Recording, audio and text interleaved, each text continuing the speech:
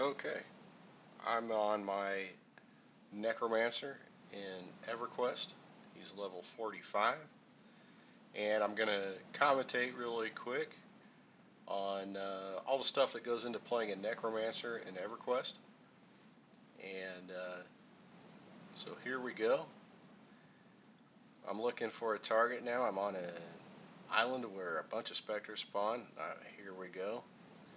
And I'm going to send my pet in. First thing I'm going to do is I'm going to go into Skeletal Lich form.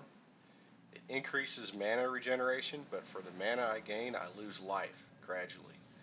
So I'm going to do a life tap DOT really quick. It's going to do damage and give me life back. I'm going to cast Darkness. That's going to slow the movement rate of the enemy. And now I'm going to cast a really mean dot, which is going to do a lot of damage and get aggro on me. So then I'm going to cast my Fear spell, and I'm going to start meditating. You have to sit down to meditate. And I'm going to pull my pet, because the rules on this server are if your pet does over 50% of the damage to the mob, then it takes 50% of the experience. And so you don't want your pet stealing EXP from you, especially when you're in a hell level like I am right here. So you just got to be very conservative when you're using your pet. Now that's if you're solo. If you're grouped, your pet can do all the damage. It won't take any EXP. It's just for soloing.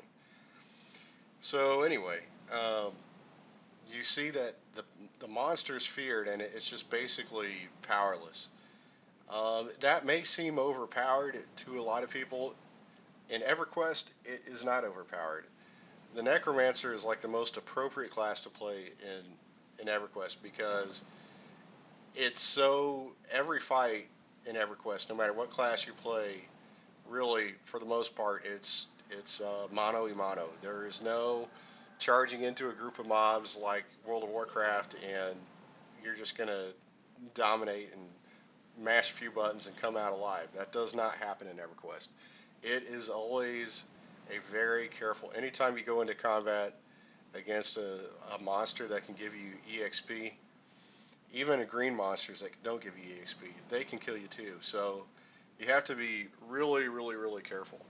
So anyway, my Necromancer, he's got a bunch of different kinds of DOTs. He's got poison DOTs, disease, fire, and of course that DOT I showed you earlier, which is a life tap DOT. And for the Necromancer, that's critical, because your mana regeneration spell, the skeletal form I'm in, it eats away at your life. So you have to have life replenishing back as you go along. And this particular camp right here, this is on Spectre Island in Oasis. It's funny because in most camps and most zones, the spawn times are very set. It's a few minutes, I mean down to the second. And if you're experienced enough, you know where your next spawn's going to be. Well, on this camp, unless I was doing something really wrong, I swear the spawn times are random. And so I'm having to kind of jockey around this island. On this flat part that I'm looking straight across from, there's a spawn of the Spectre on each corner. So I'm waiting for the next spawn here. And so I just got to keep kind of checking around and seeing when one's going to spawn. And I'm not, because it seems like the spawns are random, I don't know where the next spawn's going to be. So I have to be really careful and just constantly checking around, constantly looking around for that next spawn. But as you can see, I don't know if you can tell, but my bar there is down in the lower middle. The blue bar is my mana bar. The top bar above it, that's yellow right now and partially empty, is my life bar. And as a Necromancer, you always want to keep, if you're hunting at all and if your life is at 100%, you're doing something wrong. You're always going to be at less than 100% health, because you're using your mana regen, which is eating away at your life, like I said. So anyway, this is actually an emulated server. It's called Project 1999.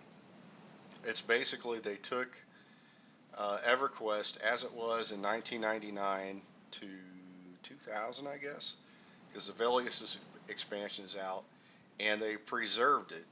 It's kind of like going back in time in a way for a video game because they preserved it to where it's only as it was, 15 years ago, and it's definitely not as it's not a World of Warcraft type MMO.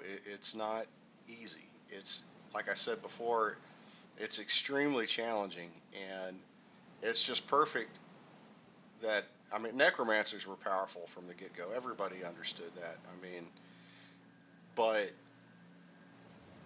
the synergy of the abilities that you get, you have such a wide range of abilities, and it's really cool because they all complement each other, and you just don't see this kind of gameplay in other MMOs out right now, and haven't for a long time. Ever since WoW came out, they've just been dumbed down and just made all kinds of silly. But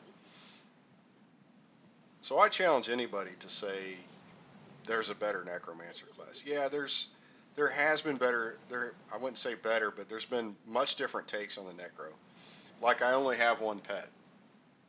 I have my skeletal pet, and he does melee damage, and he has a random lifetime proc. That's about it. So it's in a sense it's not uber like other games where you have like let's say Diablo 2, you had an army of necro minions that would follow you around, or Age of Conan where you had like 8 or something running around after you. But anyway, I just wanted to spotlight the great Necromancer class, and I might do more videos on it just because I enjoy the class so much. And this is such a deep game, and it's such an underrated game, and it's too bad. But anyway, thanks for watching, and I plan on coming back to do some more videos about maybe EverQuest in general, but probably more around the Necromancer, just because it's such a cool class and the execution is done so well. And like I said, this Project 1999 is free, and you can get on it, so try it out.